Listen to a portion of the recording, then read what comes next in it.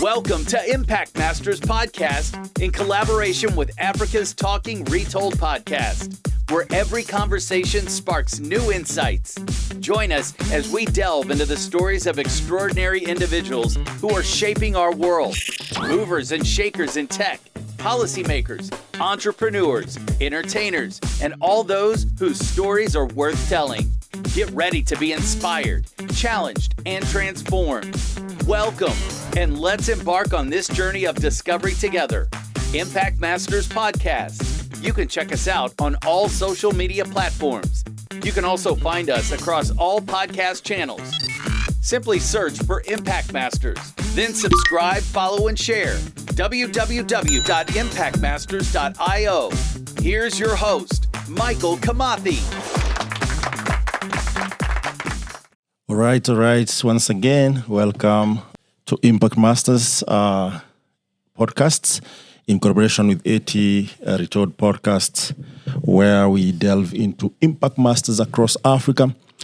And today we have some amazing guests in the house. And before we get to that, we're going to delve into who they are and see a couple of things that are quite amazing. Some of it is news, and some of it is interesting for the Africa and Africa at large. Impact Masters podcast brings you again some amazing guests in the house, and in collaboration with AT Retold Podcasts. So if you don't know about Africa Stalking provides you USSD, SMS, voice, and chat APIs, and Insight API. So if you're thinking about marketing at scale, if you're a developer, business, and you want to build a business at scale in Africa, africastalking.com is a place to check out APIs that scale, and you can build scalable businesses on top of it. And as at Impact Masters, we're just featuring African stories, telling them raw and venturing into what needs to be done in Africa, both business-wise, policy-wise, entertainment-wise, software engineering, chemical engineering, and I'm going to tell you why chemical engineering in a minute, because we have some of the greatest giants of Africa in the house today. And without further ado, today we have Grace Mumo, who is quite a mover and a shaker in the industry. And she is an extraordinary leader whose achievement transcends industries and continents. But to note, I can see a couple of accolades, which is maybe to just name a few. She's one of the Inspiring 50 Africa Tech 2023. Inspiring Woman CEO 2023. Those are just awards. Continental winner, media and advertising. One of the most respected CEO in Africa. Most inspiring in innovation Africa. Best luxury platform in Africa. And on my far right, we have engineer himself, our brother from the West, engineer Yinka Abioye. I'm sure, my accent is good enough. Good. Thank you so much. And this is our chairman. And if you are from Africa, a chairman is a big deal. He's a chairman of the Inspire Group, chairman of FESTAC Africa Renaissance, chairman of Africa Luxury Brands and Association, chairman Carbon Credit Alliance Africa, to name just but a few. He's an American Institute of Chemical Engineers award winner, nominated for USA Black Engineer Award in 1990. I don't know if I go through this profile, you're going to say anything else. Let's just leave it at it. But you can check him out on all social media platforms. And this reminds me, actually, you can subscribe to this Africa Stalking Retold podcast on YouTube, LinkedIn, Facebook, Twitter, and Instagram. And also for Impact Masters Podcast, just search Impact Masters Podcast on all the channels, including iHeartRadio, Spotify Podcasts, Apple Podcasts, Amazon Music, and any favorite channel that you like listening to our podcasts. But for the engineer himself, you can find him as Engineer Yinka Abioye on LinkedIn. Facebook is Yinka Abioye. Twitter and Instagram at Abioye Yinka. So,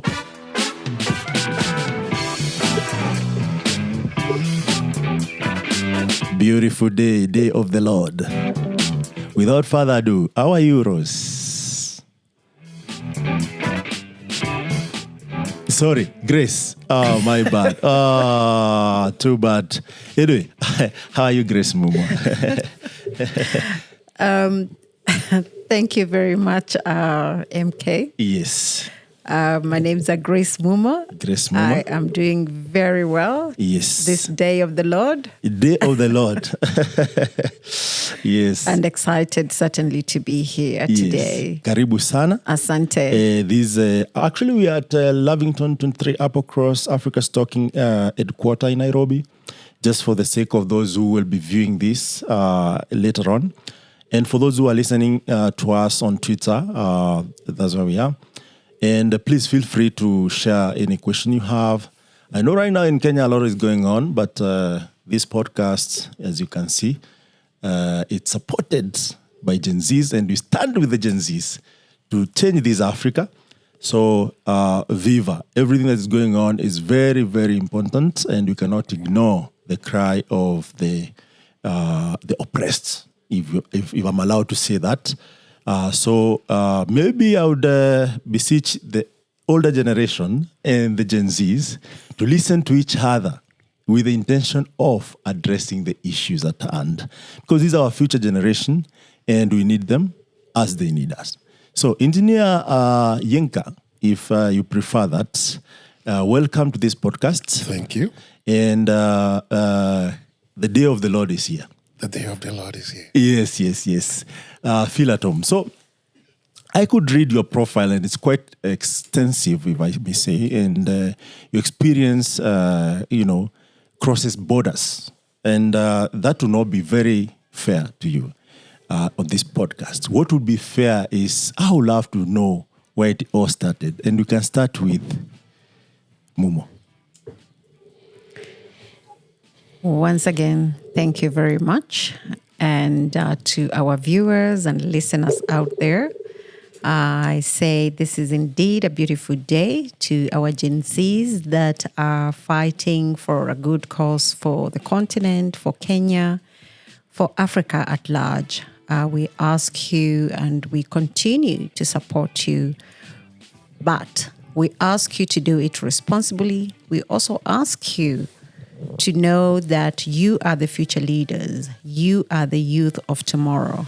You are the future leaders, and therefore you are fighting a cause that tomorrow will also affect the youth of tomorrow. So do it with dignity, do it with the right approach. And of course, we have seen others take advantage of the situation. And the whole idea, of course, is to ask you to respect the country, because if we destroy the country which we so much love, then the fight that you are fighting for will have no purpose and will have no meaning. So let's do it with dignity and respect, knowing that if we destroy the future for our children, we destroy the future for your generation to come.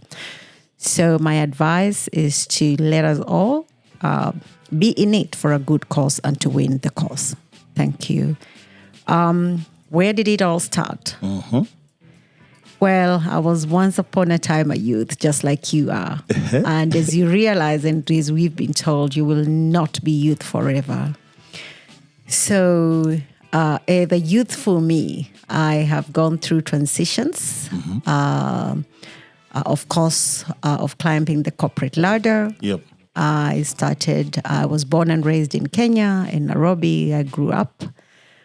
Went to school in Kilungu High in Makueni County, and I relocated to South Africa 30 years ago. Oh. That is where I'm based, and that's where my family is. Yeah. And that is also where the corporation that I lead at group level is based. Although I am a Pan-African, leading organizations across Africa. Yeah. I come from a corporate industry that has allowed me to travel quite extensively across the continent, over 30 countries across the continent. So I understand the continent quite well. I was a pioneer of USSD services across Africa, so I understand that market very well. Yes.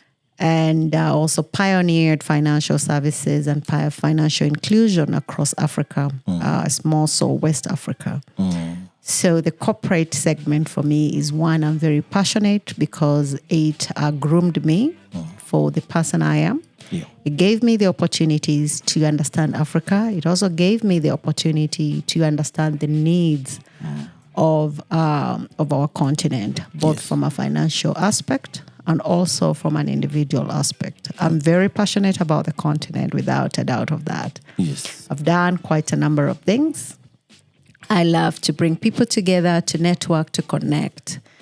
And of course, I'm very passionate about where the continent is going. We see the leadership at hand in terms of striving to see a better Africa than we have come from.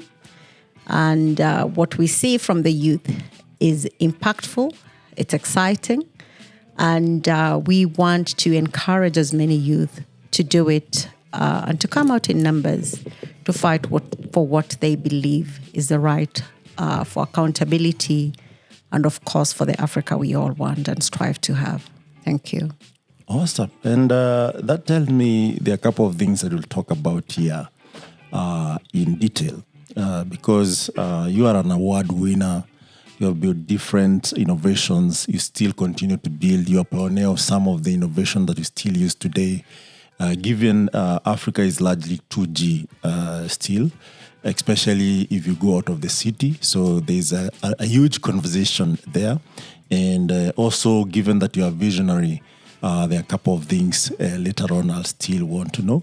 But also, in detail or in summary, I would love to know, how was your growing up? Were you guys, did you have a movement like Gen Zs, in high school? How was that experience? Memorable experience. I know it's a long time ago and I'm taking you all the way back. I can see how you're like, come on, it's maybe over 30 years plus. But not to worry. As you think about that, engineer, where did it all begin? Wow. Well, it all began in a city called Ibadan in Nigeria. Mm-hmm. Back in those days, it was the third largest city in Africa. Mm-hmm. And it's quite interesting that you want to take me all the way back that far, because I can't even remember that far, but I'll pick up one or two things to remind you on. Yes. Growing up, you talk about Gen Zs. Yes, we were all was Gen Zs. And I think the beauty of when we were growing up, I still show off some of my pictures with afros, with bell bottoms, with Gatsby shirts, and with the disco music and all those things, right? Yeah. So it is great to be young and to have what we call the youth exuberance. Absolutely. So for a person that care for a better Africa, I can't but support what the Gen Zs are fighting for. Yeah. There's an adage in Yoruba, my language, and I'm just going to throw it in English. Yes. When you fight, you have to understand what tomorrow will be. You can't fight forever. Yes. So once you lay down conditions, the conditions cannot keep moving. Yes. It cannot keep changing. Yes. You have to say, okay, this is what I want to get. Once you get there, look at the response of the other side and know where we're going to go. Again, we have to think about our continent for perpetuity. It might be good for some people to look at the instability on our continent today and actually use that against us economically and financially.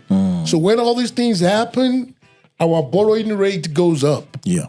A lot gets affected. Yeah. So it is a great thing because the African leaders need to listen some more. The pain on the continent is across the continent. Yes. It is a shame today that the roads we had 100 years ago are still the same ugly roads we had today.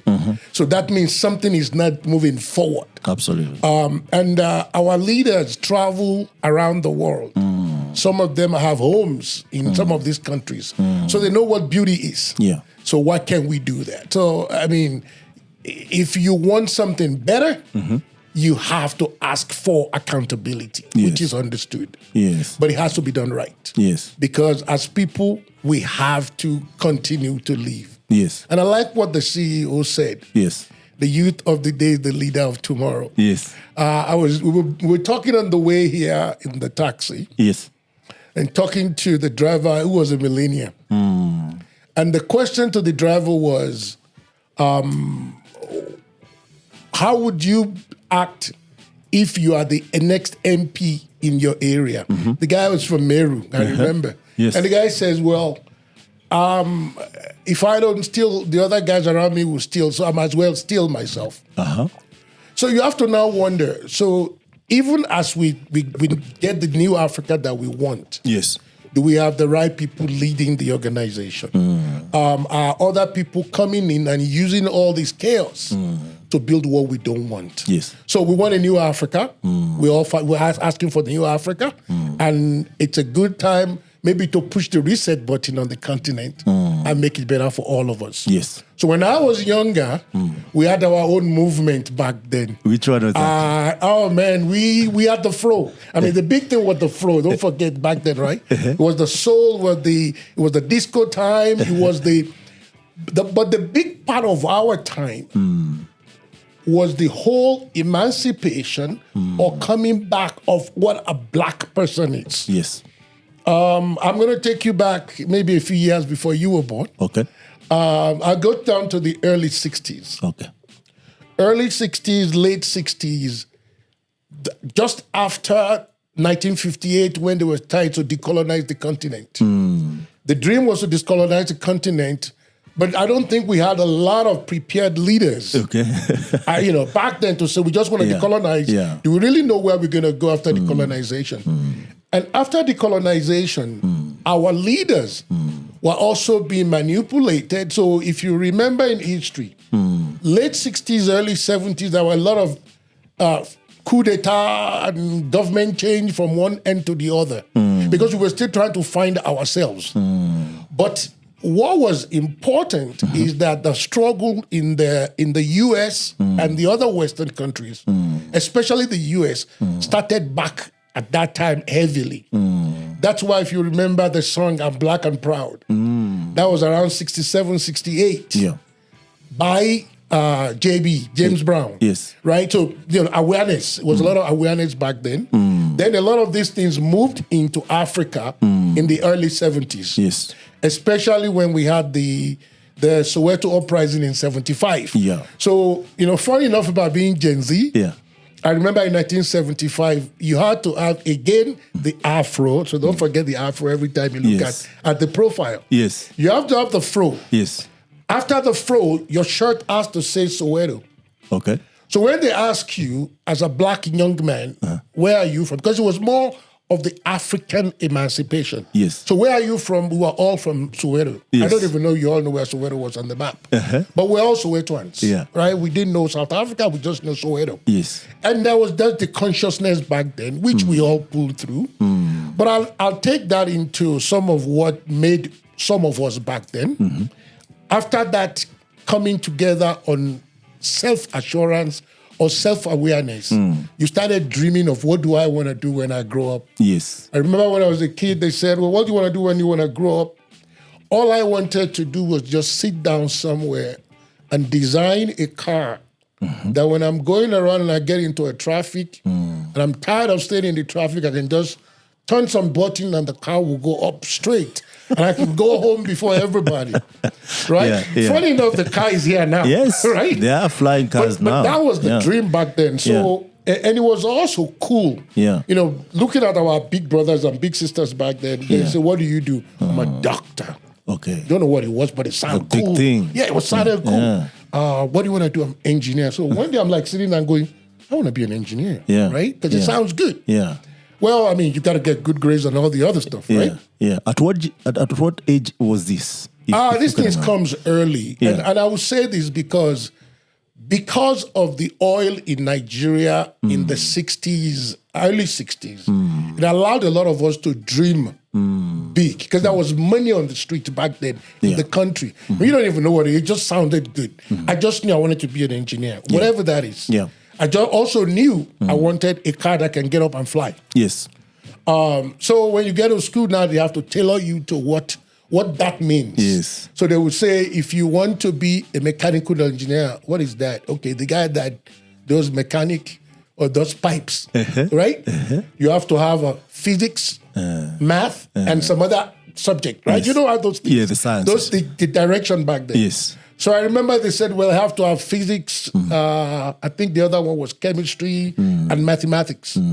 So when I got into school, for some crazy reasons, I was very good in chemistry. And I finished all my chemistry classes so quickly that it was easier for me to get a chemical engineering degree. Still engineering. Than to dream my dream of building a car. Yeah. So that's how I ended up being a chemical engineer. Yeah. But that was, I don't know, over 4 decades ago when I got a chance to go out of Africa to go to school. Very nice. But then when you get out there and you finally realize, actually, I'm going to throw a story in because it's a very important story. Yes. I didn't realize I was black until 1982. And so why do I say it just like that? Because sometimes in life is what consciousness gives you. So you're not aware of something in your surrounding because you're a kid. You just keep living. And I remember being in the US and I was in a post office on a line. And the line was a very long line. And an older Caucasian man walked in the door. And to me, where I came from, age is number one. Yes. So I stepped aside and I told the older man to go in front of me. And I was like, would I probably be my 20s, late 20s back then. And there was a guy behind me that was like 30 or 40 year old who was an American guy and knew I was from Africa and started yelling at me and calling me names. That, why would you let the guy go in front of you? I mean, it's the rights. You know, and I'm like, why? But he's older. And the guy goes, no, he doesn't. You know, and then he went on and on and on. And that's when I realized, oh, so by me letting this older person go, I struck a chord of something else in somebody else. So a lot of things happen in awareness when you grow. Anyway, yes, I did get a degree in chemical engineering. Yes. With flying colors. Yes. I also did the MBA thing. Did very well. Yes. After that, I went into pharmaceuticals. Yes. Design what they call IV solutions, intravenous solutions for so many years. Yes. After that, worked in other manufacturing industries, plastics, solvents, and on. Later, I went into oil and gas. Yeah. Did that for a few years. Was fortunate to have sent back to Africa as an expatriate, which is wonderful. Coming back to my village as an expatriate, you can understand what that means. Yes. So I was really coming home to help home and enjoy being at home. Yes. I worked all over the continent. I can say I've probably been in almost 85-90% of African countries. I've worked on most of them.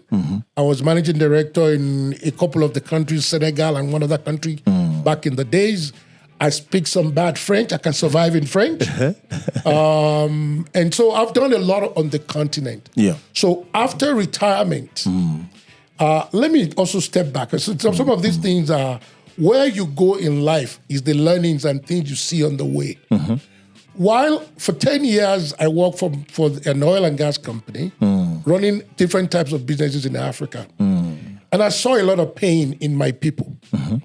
The pain is the driver of what we are doing today. Innovation, as well as helping your people move up.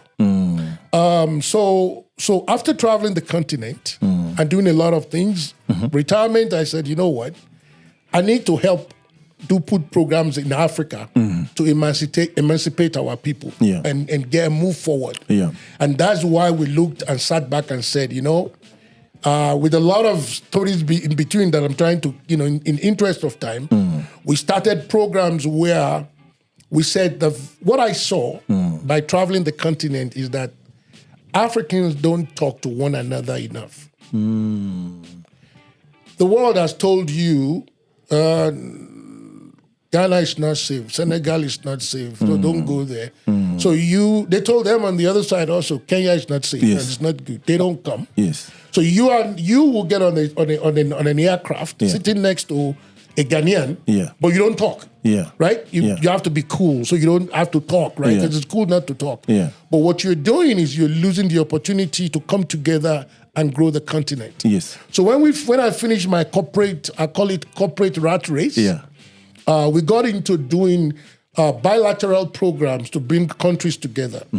We started with using Nigeria as a platform because Nigeria is 20% of the continent. Nigerians are very quiet. They don't talk much. Yeah. So every African likes to compete against Nigerians. Ironically. Especially when it comes to If you sports. believe that. When it comes to sports and other topics. Yeah. So what we did was we said, okay, let's use Nigeria and pit Nigerians against a lot of other countries and use that as an opportunity for people to come together. So we started with South Africa. We did, and we used and said, we're going to use their nicknames because we don't want to do it too serious. Yeah. Because part of the problem as we are thinking about improving intra-Africa trade, we still talk as if we're on a negotiation table. We don't talk like brothers. Yeah. So if you talk like family, things can move further. Yes. So we did Mzansi, Niger. Mzansi being the nickname of South Africa. South Africa, yeah. Niger being Nigeria. Yeah. We did Mzansi, Niger. We did Ashanti, Niger. We did 1 year of Arambi, Niger. Yes. And the game was to put together... Those are 4 countries. We did 3 countries. Three countries. 3 against Nigeria. Okay. Right? The idea was to get people together for like 3 days. Okay. They play sports. Okay. They hang out together. They become friends. Now, if you're playing soccer and one of the countries don't have 11 people, you take people from the other country, put the uniform on them so they represent that country because it's not competitive. Yeah. 2019, we did Arambi, Niger in Lagos with the plan to come and do 2020 because we do 1 year in one country, go back and forth the following country. Yeah. 2020, we're going to come to Kenya and COVID hit. Yes. So because of the COVID hit, we couldn't continue. So right after COVID hit, we sat back and we said, you know what? We were all supposed to die during COVID, but we didn't die. Yes. Which meant our grandfathers' leaves worked. Our medical protocols work. And we have to be proud of who we are. Yes. So that's when we decided to say, you know what, let's just take this thing continental-wide, Pan-African-wide, and we dug into utilizing FESTAC to bring that back. Amazing. We're going to go even deeper on different aspects. And that's the chairman and advisor, investor and mentor who just told us Nigeria or Nigerians are quiet people. Of course. Quiet people. Just like Kenyans are the Nigerians of East Africa. So before you start digging, be careful, okay? No worries. we gotta talk more about how can we work together with the quiet and the noisy ones and still agree on some things. Grace, growing in Nairobi, I know Nairobi back in the day was still Nairobi, where our brothers and sisters from Congo used to come and perform. Billy Abel, Steel Coffee, Katabongman, and can I remember another one? There's one who passed who was really good just the other day. The one who mentored Kofi. Why am I forgetting his name? But nevertheless, I'm just trying to create an experience here. I think you're trying to gauge my age. No. And you're not going to get it. I cannot gauge it. At all. All I'm just trying to say is, how was that experience as a growing young lady? And what are some of the challenges? Because you are an exemplary lady, especially having ventured into tech, the match you've ventured into and succeeded that much. It could be a lesson that, any young lady coming up, even Gen Zs, who could actually learn from that. How was that? Yeah.